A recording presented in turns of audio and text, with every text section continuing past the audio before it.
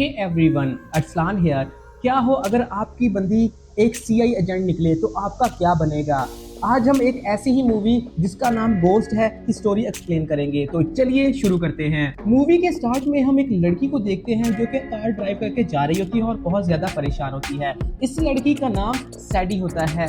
उसी दौरान एक डॉक्टर की कॉल आती है जो उससे पूछती है कि आज आपका अपॉइंटमेंट था तो आप क्यों नहीं आई, और साथ ही उसको समझाती है कि आपने परेशान नहीं होना, मैं जानती हूँ कि आपकी दोस्त की डेथ हो चुकी है और इस वजह से आप बहुत ज्यादा परेशान हैं। सैडी एक शॉप पर फूल लेने के लिए रुकती है। वहाँ पर उसे एक लड़का मिलता है जिसका नाम पॉल होता है। वो उससे कहती है कि अगर मैं इनको पानी ना डालूं तो क्या ये मुरझा जाएंगे।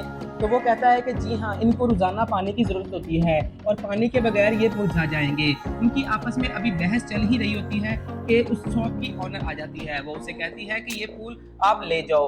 उसे वो गुलदान और फूल दे देती है। सैडी अपने कार पे जाकर उनको रखती है। दूसरी तरफ शॉप ऑनर उस लड़के को कहती है कि तुम्हें अपने कस्टमर्स के साथ ऐसा नहीं करना चाहिए।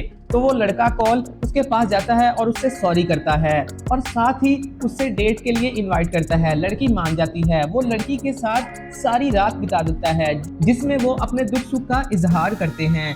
वो लड़की उसे बताती है कि वो एक बहुत ही ब्रेव लड़की है। वो अपनी माँ के साथ किसी और सिटी में रहती थी और फिर उसके बाद यहाँ पर शिफ्ट हो गई है। उसका काम कुछ इस किस्म का है कि उसे 10-15 दिन के लिए बाहर जाना पड़ता है।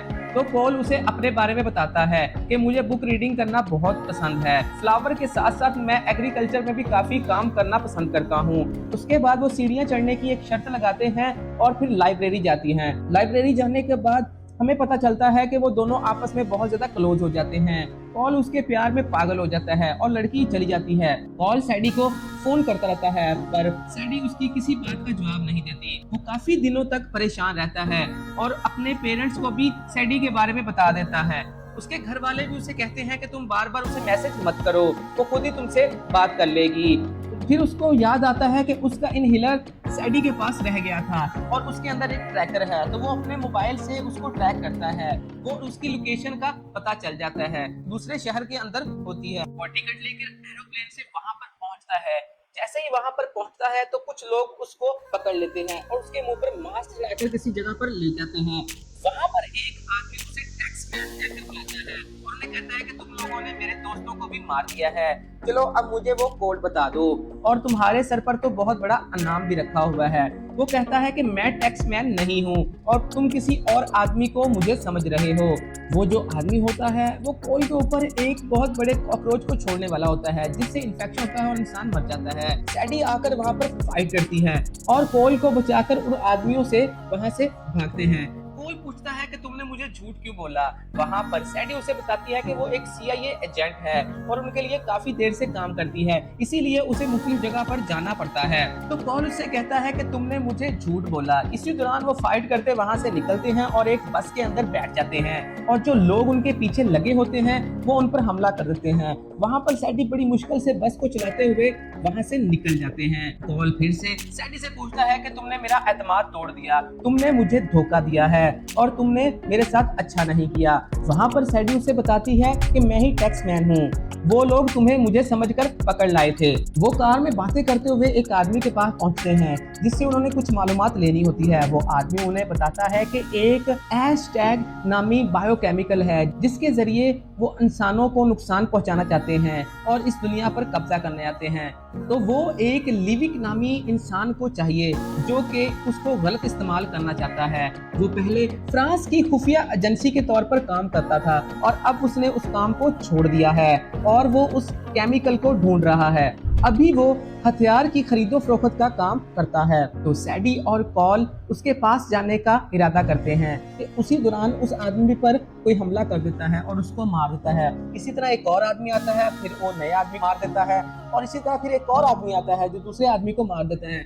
ये 3-4 आदमियों के मरने के बाद सैडी और कॉल वहां से कार पर निकल जाते हैं और वो रास्ते में बताती है मेरी दोस्त जिसकी डेथ हो गई थी उसको मैंने ही मारा था क्योंकि उसने मेरे साथ गद्दारी की थी और उसी को वो कोड पता था जो कि बायोकेमिकल एंटर करने के बाद उसको खोलने के काम आता है। और उसी दौरान ही वो कॉल को घुसा मारकर बेहोश कर देती है कि वो उसी आदमी के पास पहुंचते हैं जिसके साथ इनकी डील हुई थी कि वो टैक्समैन को उनके हवाले कर देगी। वो प्लान के मुताबिक उसको उसके हवाले कर देती है। वो कहते हैं कि तुम्हें भी हमारे साथ जाना पड़ेगा। वो प्लेन के अंदर आपस में बातें कर रहे होते हैं तो वहाँ के लोगों को पता चल जाता है कि आपस में मिले हुए हैं। वहाँ पर लड़ाई शुरू हो जाती है और वो ब्रीफ केस पकड़कर पॉल और सैडी प्लेन से जंप लगा देते हैं और एक जजीरे पर उतर जाते हैं। सीआईए के लोग और उस गुंडे लिविक के लोग भी वहाँ पर पहुंच जाते हैं। वहाँ पर काफी फाइट होती है।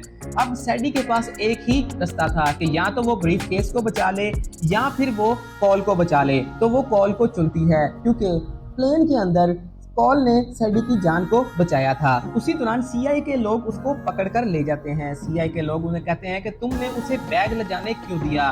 तो वो उसे बताते हैं कि हमारे पास और कोई चॉइस नहीं थी। कोड का पता सैडी को होता है और सैडी के बगैर वो उस बॉक्स को खोल नहीं पाते। तो वो प्लान बनाते हैं फिर से मिलने का, उनके साथ डील करते हैं और उससे मिलने जाते हैं एक होटल के अंदर जो कि बहुत ऊंचाई पर था।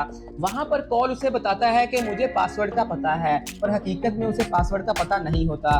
लिविक जो होता है उसे पता चल जाता है कि इसको पासवर्ड नहीं पता। उसी दौरान सैडी भी एंट्री मारती है और उसको कहती है कि मुझे पासवर्ड का पता है। और साथ ही एक और आदमी भी एंटर होता है। ये वो फ्रांसीसी एजेंट होता है जिसके लिए लिविक काम कर रहा होता है। तो वो फ्रांसीसी एजेंट को उसका पासवर्ड दे देती है, जिस पासवर्ड को लगाकर वो फ्रांसीसी एजेंट उस बैग को खोल लेता है और उसके अंदर वही ऐश टैग नामी केमिकल होता है। उसी दौरान लिविक की आपस में फाइट हो जाती है। वो फाइट काफी तवील चलती है। वो शीशे की बनी हुई बिल्डिंग की काफी तोड़फोड़ करते हैं। इस बार फिर कॉल उस लड़की की जान को बचाता है और वो बड़ी मुश्किल से लिविक को मार देते हैं। और उसके बाद हम एंड पर देखते हैं कि लड़की को और कॉल को अपनी फैमिली के साथ खुशी खुशी बातें करते और खाना खाते हुए देखा जाता है और यहाँ पर ही ये मूवी खत्म हो जाती है।